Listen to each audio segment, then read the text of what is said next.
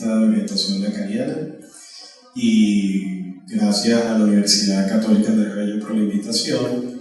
Yo titulé esta breve ponencia Duelo, Depresión y Psicosis, una mirada desde el Castor, y la idea es brindarles como un marco teórico referencial para poder entender algunas claves de esta película y después poder abrir una conversación entre todos sobre sus percepciones, las características de los personajes, etc. ¿Okay? Primero vamos a entrar definiendo lo que es un duelo. El duelo es una reacción normal, es un proceso adaptativo ante una pérdida grande. ¿Okay? Esa pérdida puede ser la muerte de una persona, que es lo que generalmente observamos, pero también puede ser la pérdida de otras circunstancias que tengan un impacto dramático sobre el ser humano. Por ejemplo, la pérdida de la libertad, un divorcio, la pérdida de un trabajo.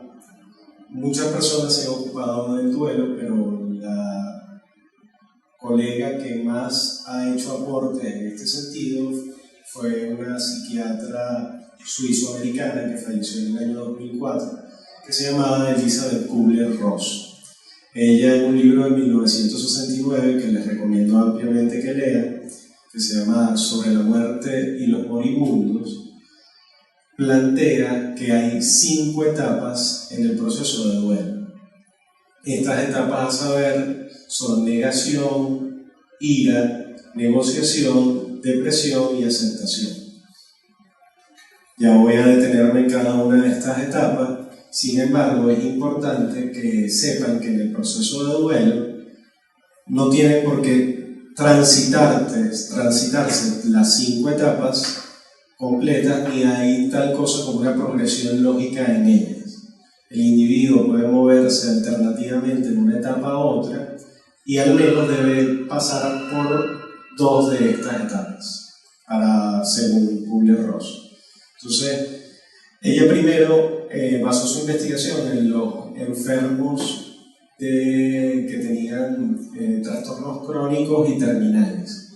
Sin embargo, también se dio cuenta que en las personas que habían tenido una pérdida reciente de un familiar o inclusive en estas situaciones dramáticas que ya les señalé, se podían ver cada una de estas etapas. Entonces, la primera etapa, que es la negación, es la etapa clásica donde esto no me puede estar pasando a mí, esto no es cierto. El individuo se aleja de la asunción de la problemática que le está ocurriendo, no hay un reconocimiento del objeto de pérdida. En el segundo viene la ira, es la rabia, ¿no? Porque a mí, o sea, ya hay una asunción del problema y lo que hay es una manifestación de mucha molestia. Es recomendable en los procesos psicoterapéuticos tratar de validar esa ira y no hacer intentos como desaforados por permitir que el paciente o el sujeto en este caso salga de esa situación. Recordemos que es un proceso adaptativo y es un proceso perfectamente normal. La tercera etapa es la etapa de negociación. Generalmente desde la psique del individuo se tramita con respecto a la postura de un ser superior, si es que el individuo lo cree, o si no, de las circunstancias vitales, un poco del pensamiento mágico-religioso, una negociación posible. Pongamos el caso de la negociación sería algo así: si yo me llegase a salvar, prometo que voy a hacer determinadas cosas. ¿Me explico? Hay como una negociación para tratar de abolir esa circunstancia de pérdida, que puede ser la posibilidad de la pérdida de la vida o si estamos hablando de un familiar cercano que fallece, la cosa sería un poco, la negociación sería porque fue a él y no a mí, te hubieras llevado a mí en contraposición. Después de esta etapa viene la etapa de depresión, que es propiamente la etapa donde el individuo entra con tristeza. Ya hay una asunción, pero desde el sentimiento de melancolía. Igualmente, como les decía, con respecto a la ira, En la depresión es conveniente que el acompañamiento psicoterapéutico que se pueda realizar sea más bien constentivo y tratando de lograr la validación de esa emoción para tratar de propiciar que ocurra una aceptación.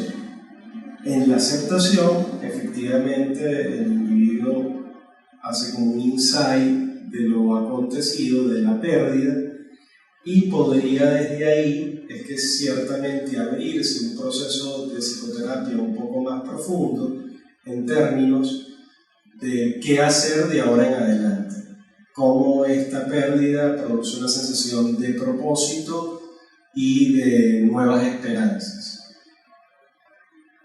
Como les decía antes, pareciera que hay como una progresión en peldaños, pero puede ser que un individuo, y sigue siendo un proceso completamente normal, pase de la negación a la aceptación, de la negación pase a ira, negocia, vuelve a ira. Según Kubler-Ross, debería ser al menos 2 de estas etapas para poder hablar de un proceso de duelo normal. ¿Cuánto es la duración estipulada del proceso de duelo? No hay como un estándar claro. La pérdida de un hijo, que es un suceso para el cual biológicamente no estamos preparados, o sea, si bien uno espera que un padre fallezca antes que uno por el tema de la temporalidad, y es considerado como el duelo más intenso por el cual puede atravesar una persona, todo este proceso hay algunos teóricos que plantean que puede llevar a lo sumo hasta 2 años y medio, 3 años, a poder contactar con la aceptación. Si bien el modelo de Elizabeth Kubler-Ross fue el modelo dominante para hablar de duelo a lo largo de muchísimo tiempo, Kubler-Ross murió hace relativamente poco, en el 2004, hay otro investigador que se llama Bonanno, que en el 2003 condujo un estudio multicéntrico de personas que habían atravesado distintos tipos de duelo y plantea que estas etapas no son como el gold standard de lo que le acontece a los seres cuando atraviesan una situación por este estilo. Sin embargo, yo particularmente considero que sigue siendo un modelo teórico bastante sencillo y asible para poder acercarse al problema del duelo. En el proceso de duelo, los psiquiatras que hacemos trabajo clínico también nos encontramos con que pueden sobreponerse diversas circunstancias que ya sí tienen unas características más patológicas. Recordemos que el duelo es un proceso normal. Dentro de esos cuadros, los más prevalentes pueden ser los cuadros afectivos y los cuadros ansiosos, siendo uno de ellos la depresión, el trastorno de estrés postraumático, trastorno de ansiedad generalizada. En función de la película que vamos a contemplar, yo me voy a detener un poco en el concepto de depresión. La depresión es un término como muy vilipendiado, culturalmente hablando. Dependiendo del contexto en el cual nos situemos, la gente utiliza depresión indistintamente para hablar de tristezas pasajeras. Es común aquí en Venezuela, por ejemplo, el tema de hoy estoy depre, hoy amanecí depre, hoy estoy down, cuando para nosotros estamos hablando de una entidad nosológica clara que tiene unas delimitaciones precisas.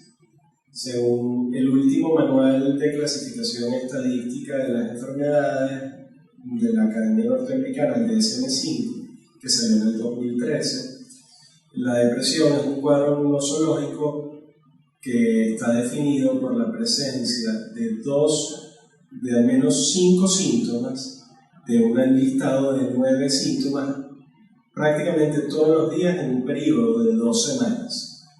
¿De acuerdo? Esos síntomas a saber son tristeza, el otro es anedonia, que es la incapacidad de sentir placer en las actividades cotidianas o en las actividades que normalmente le producían placer al individuo. La otra son alteraciones en el apetito, se habla de una pérdida o un aumento del peso corporal del 5% en ese periodo, o en su defecto un incremento o una disminución del apetito considerable percibida por el mismo individuo o también por terceros. Está también la alteración del sueño, que puede ser cursar con hipersomnia es decir, que la persona duerme mucho, o con insomnio de diferente etiología, puede ser un insomnio de inducción, de delusión, insomnio mixto. El otro ítem que consideran es las alteraciones de la psicomotricidad, que es interesante porque estamos hablando de agitación psicomotriz o de retardo psicomotriz, de lentecimiento. Pero aquí sí no vale que lo reporte el mismo individuo. La agitación psicomotriz, por lo menos para el DSM-5, y el retardo psicomotriz debe ser señalado por un tercero. Está también la sensación de fatiga o cansancio. En el proceso de ideación están las ideas de minusvalía y de culpa, dificultades en la concentración, y está la ideación de muerte, que es un ítem aparte del marco de las ideas, bien sea ideación de muerte, ideación de suicida, estructuradas o no estructuradas. Entonces, una persona que presenta 5 de estos 9, de estas constelación de 9 síntomas que acabo de describir por un periodo de 2 semanas, podemos hablar de que está deprimido, a sabiendas de que uno de esos 5 síntomas tiene que ser o bien la tristeza persistente o la anedonia. ¿Ok? La depresión es una enfermedad importantísima de atención para todos los profesionales de la salud mental, muy subdiagnosticada y está hiperprevalente en el individuo contemporáneo. Los estudios de prevalencia varían, los que la plantean más escasa dicen que alrededor del 4.4% de las personas van a tener un episodio depresivo a lo largo de la vida. Las que lo plantean más altas dicen que alrededor del 30%, y el National Comorbidity Survey, que fue un estudio multicéntrico gigante, hiperimportante porque tuvo una N muy grande, plantea que la prevalencia a lo largo de la vida está alrededor del 16%, con una oscilación entre el 15 y el 17%. O sea que estamos hablando que de 10 personas que no se consiguen por allí, vamos a quedarnos con el número de 20, por lo menos 2 pueden estar atravesando un episodio depresivo. ¿Qué pasa? Que la depresión impacta tanto, dependiendo también de la severidad, el DSM-5, a eso lo voy a tocar un poquito de manera muy somera. Antes no habían muchos especificadores. Uno de los grandes adelantos que plantea el DSM-5 con respecto al DSM-4-TR es que una vez que alguien es diagnosticado con depresión, se pueden poner unos indicadores que no es más que como un apellido descriptivo que corresponde también a otras características que tienen sobre todo muchísimo valor para el estudio y también para el tratamiento, bien sea farmacológico e inclusive psicoterapéutico también. Yo los voy a nombrar nada más, pero en esos indicadores está una depresión, un episodio de depresión mayor con distrés ansioso, con síntomas mixtos, con síntomas melancólicos, síntomas atípicos, tenición en el periodo, en el peripartum, por decirlo así, con características catatónicas, y está la depresión psicótica, que creo que la guarden ahí en el backup para cuando veamos la película, que además tiene 2 subindicadores importantes. La depresión, o sea, un episodio depresivo mayor con síntomas psicóticos, con síntomas congruentes con el estado anímico o incongruentes con el estado anímico. Estamos hablando de los síntomas psicóticos. Más adelante voy a hablarles un poco de psicosis también. Aquello, por ejemplo, ideas delirantes de minusvalía o de nihilismo que puedan tener correlación con el estado o la sensación de minusvalía que presenta el individuo, y incongruentes son más bien ideas delirantes más bizarras, más extrañas. El impacto que produce la depresión desde el punto de vista socioeconómico mundial es gigante, por eso cada vez la gente ha estado más sensibilizada con respecto a este cuadro y a este flagelo, y es actualmente la cuarta causa de morbilidad, es decir, de las razones por las cuales la gente enferma, es la depresión. Se estipulaba que para el 2020 podría llegar a ser la segunda después de las enfermedades cardiovasculares. O sea, la gente iba a sufrir del corazón y se iba a deprimir. Entonces, ya que pasamos por duelo y depresión, si bien vimos que una de las etapas del duelo es la depresión, muchas veces se confunden esos diagnósticos y eso también tiene importancia, sobre todo para el manejo del paciente desde el punto de vista farmacológico, si fuese necesario, o desde el punto de vista psicoterapéutico. Entonces yo quería como plantearles algunas diferencias entre las características de esa tristeza del proceso de duelo, que ya sabemos que es un proceso adaptativo normal, y propiamente de la depresión. Fíjense que en el duelo, el afecto predominante en el individuo tiene que ver más con una sensación de vacío, con una sensación de pérdida, mientras que propiamente en la depresión el afecto predominante, como les dijimos, es la tristeza y la anedonia, que es esta incapacidad de sentir placer, que son los dos ítems cardinales para hablar de que alguien pueda sufrir de depresión. También la alteración del estado anímico en el proceso del duelo más bien tiende a decrecer en intensidad con el pasar de los días, de las semanas, de los meses, y ocurren en oleadas. O sea, el individuo puede estar normal y de repente evoca el objeto de la pérdida, bien sea la persona que falleció, o el objeto del amor perdido, o el trabajo del cual salió, y se pone triste y comienza a tener pensamientos relacionados con ese objeto de la pérdida.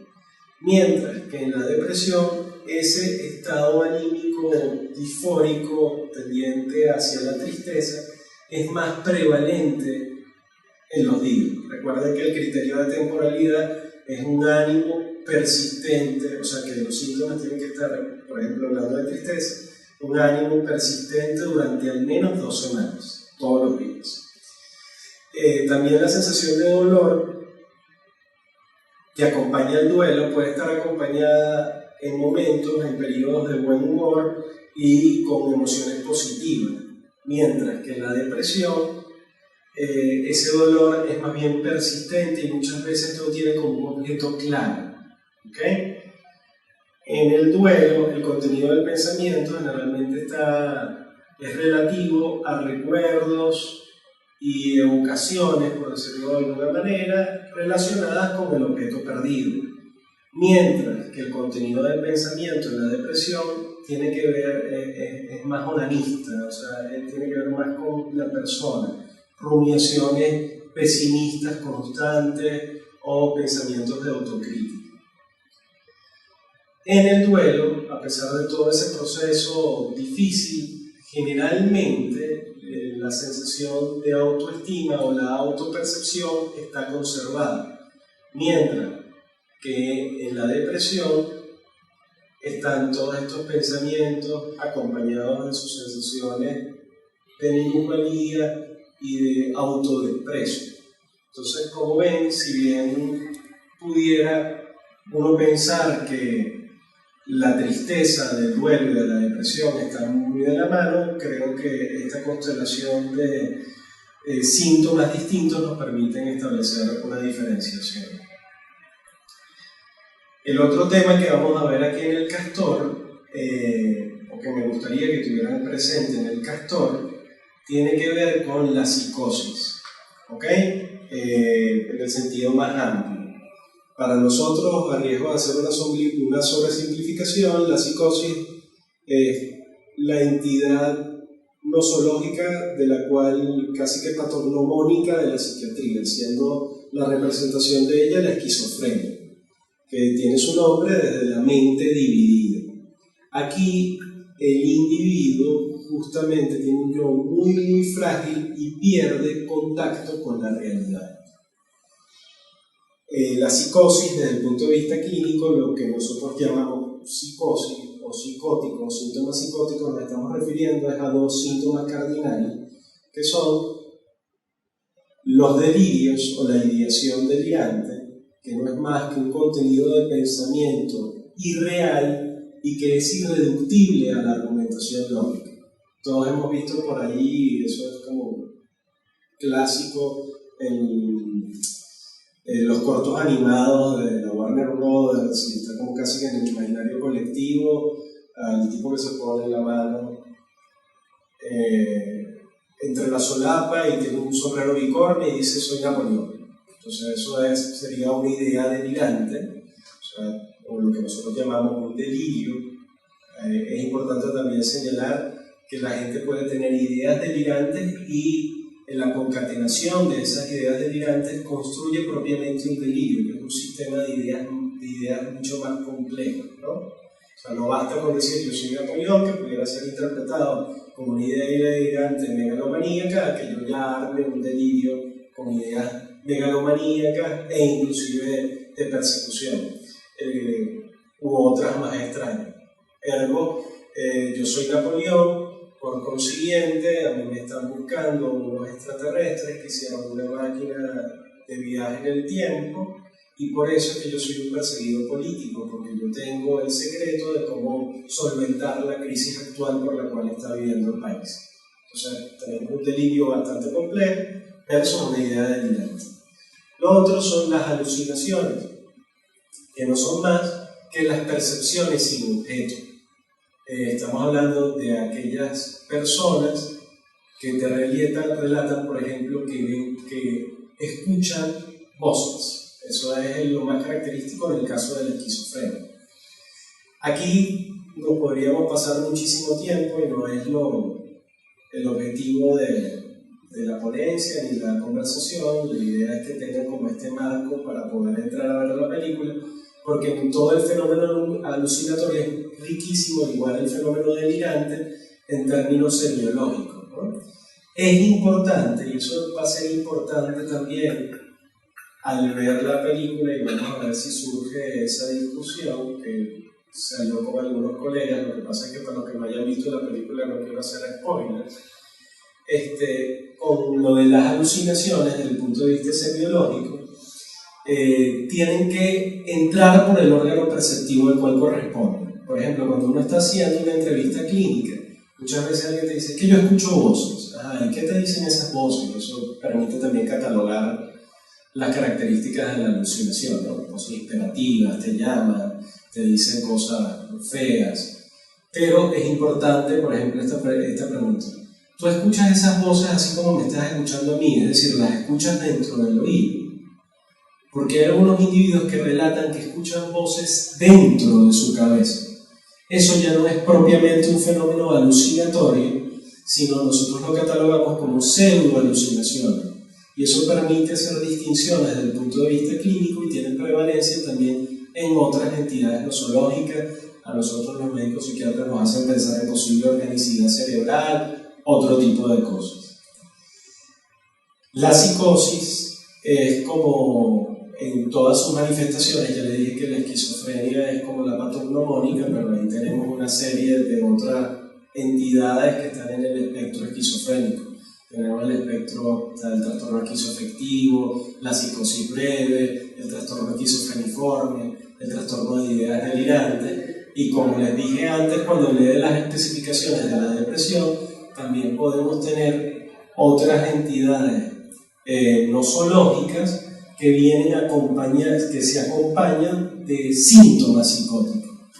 Y eso desde el punto de vista diagnóstico, entiendo que el público que nos acompaña, la mayoría son psicólogos en formación, es importantísimo porque la clínica nos permite hablar un mismo idioma. O sea, los diagnósticos del manual nos permiten entendernos, pero hay que hacer también una aproximación más profunda y del caso por caso a la sintomatología del paciente. Desde la óptica lacaniana nosotros hablamos de la estructura del paciente y pensamos que hay como tres estructuras de personalidad básica, a saber, la neurosis, la psicosis y la perversión. La perversión, que lastimosamente abunda full ahorita en el país, no la vamos a tocar porque casi que es impermeable de análisis. y después tenemos a los neuróticos y a los psicóticos. Es muy distinto el approach que uno hace desde el setting terapéutico con un individuo que es neurótico con un individuo que es psicótico. El individuo psicótico tiene muy poca capacidad de metaforización. Entonces casi que la postura de uno en terapia es de, bueno, decía Lacan, de ser uno el albacea, el secretario de los significantes del paciente. Casi que uno está allí como tomando nota y permitiéndole que el paciente estructure un delirio, pero que ese delirio sea lo menos posible, estoy hablando del paciente psicótico, en su funcionamiento diario, pero eso es lo que le va a permitir a él resolver un poco el conflicto. Creo que me estoy metiendo en mayores honduras, pero quiero que tengan esa idea para cuando veamos la película. En cambio, podemos tener, y el caso clásico desde este sistema estructural, ya brinqué, ahorita estoy hablando en otro código, pero quiero que entiendan que esos códigos son complementarios, no tienen por qué ser excluyentes. Una cosa es el acercamiento clínico y otra es el acercamiento clínico dinámico, en este caso por la corriente que yo manejo. Entonces puede haber pacientes neuróticos, y el caso clásico que les decía es una neurosis histérica que tiene unos síntomas muy aparatosos, puede impresionar prácticamente como una psicosis, o sea que porque los cuadros disociativos, donde lo más importante es que hay alteraciones de la memoria, desde el punto de vista sintomático pueden ser tan extraños que impresionen una psicosis. Y esa diferenciación clínica es importantísima porque la neurosis histérica sí tiene la capacidad de hacerse preguntas, tiene una capacidad mayor. No quiero decir tampoco que el psicótico no la tenga. Sabemos también el sistema de acercamiento dinámico ha avanzado y nosotros más bien nos planteamos que hay tal cosa como estructuras en mosaico. O sea, uno prevalentemente es neurótico, pero puedes tener o alguien que sea estructuralmente psicótico, porque eso es lo que prevalece, puede tener áreas de funcionamiento un poco más normales o más neuróticas, por decirlo de algún modo.